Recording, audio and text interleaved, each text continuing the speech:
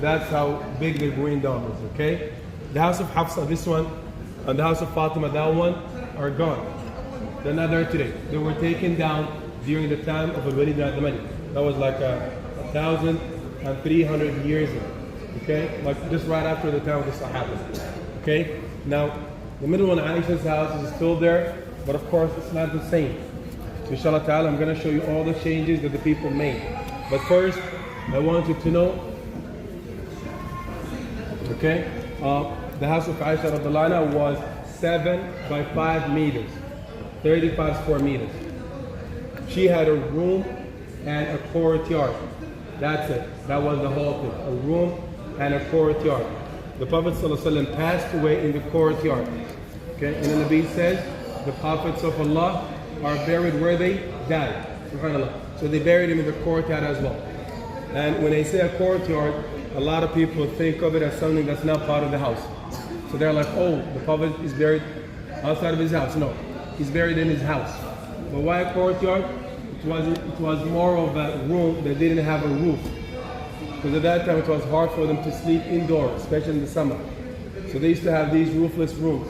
They would spray water on the ground to make it cooler, and then they would sleep there, subhanAllah. And that's where the Prophet ﷺ passed, okay? His two companions, Abu Bakr and Umar, wanted to be buried next to him. That's why they are in the courtyard as well. 30 years after the death of Aisha, subhanAllah, the house. So Aisha died like 45, 46 years after the Prophet. Then 30 years after that, the roof, subhanAllah, started to crack. And then it caved in, because of the rain. So Umar bin Abdul Aziz rebuilt it. Okay, and he made significant changes. So let's see that, inshallah. Ladies, I want you to move to the Kaaba, made it 35 by 30 meters. The big roof was for Salah. The Sahabis to pray towards Al-Aqsa. And the small one was for Ashab al-Sufa. Some of the companions, when we didn't have houses, and especially those who migrated to Medina, they literally left everything behind for the sake of Allah. So they didn't have anything in Medina. So Nabi made that part for them. And that's where they used to live in.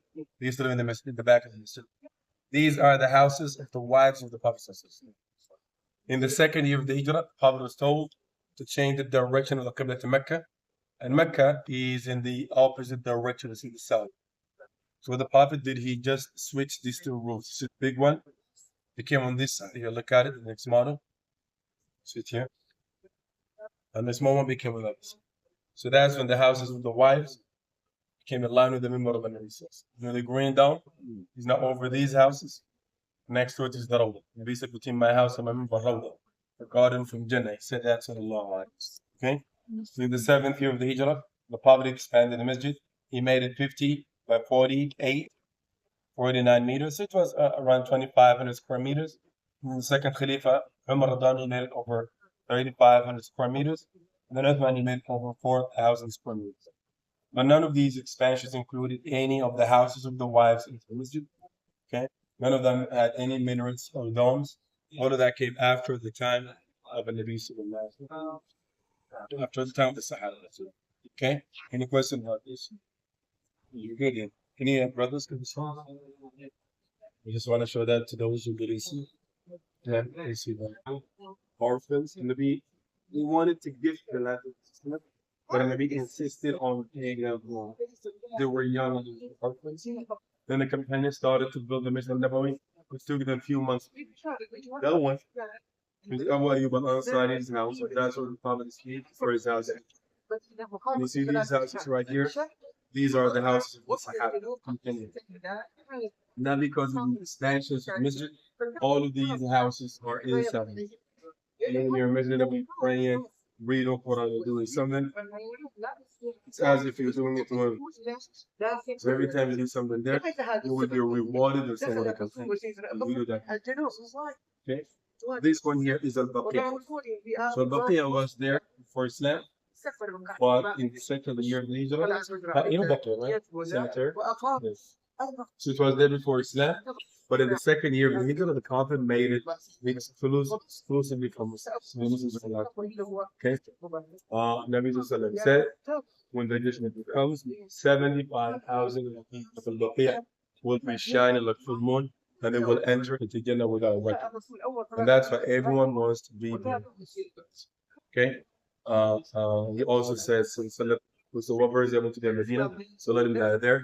For indeed, I will intercede for those in Medina. The Prophet will be their intercessor on the judgment day. And that's why we should all have this intention. And then Medina, if it happens, alhamdulillah. If it doesn't, Islam is Islam is all about intention.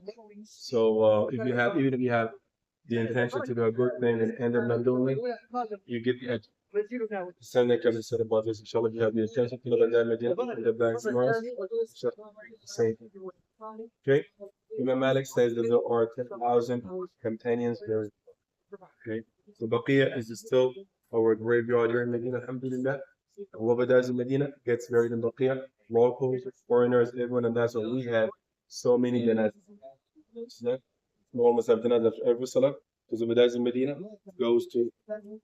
Okay? Yeah. Any questions about this? You're good, okay. So let me show you the Nabawi. Before leaving the tent, the Nabi refilled that container and he gave it back to Muhammad. When Muhammad's husband came back and saw that milk, he asked, where did you get that milk from? She said, by Allah, I blessed man was in our tent.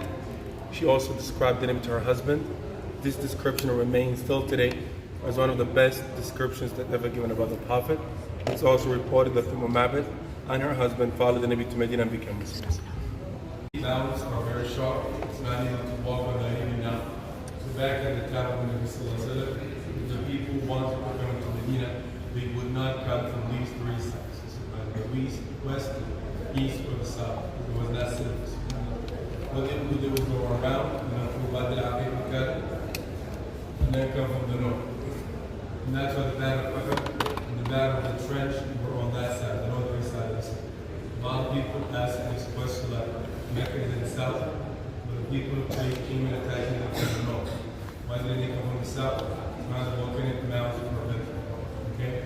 For the Prophet, and because they had a small group, they came from the south. So you got a battle in the south, we call that Around. The first thing that we wanted to do in Medina was Salah. It's reported that the stop prayed in that area, just to thank Allah subhanahu wa ta'ala for arriving in Medina hard. People in Medina were very happy when they knew that the Nabi was on his way to Medina, so much so that every morning when we came out to wait for him, expecting him to arrive that day, we wouldn't come, so the next morning we came out and wait for him again. We did that for several days. And when they heard that Nabi had arrived in Medina, a lot of them came out to see him, and that's why they welcomed him by singing, قَالَ عَبَدُوا عَلَيْنَا مِنْ ثَنِيَاتِ الْوَدَاعِ. Some scholars say that was there. When the Prophet made his way to the people of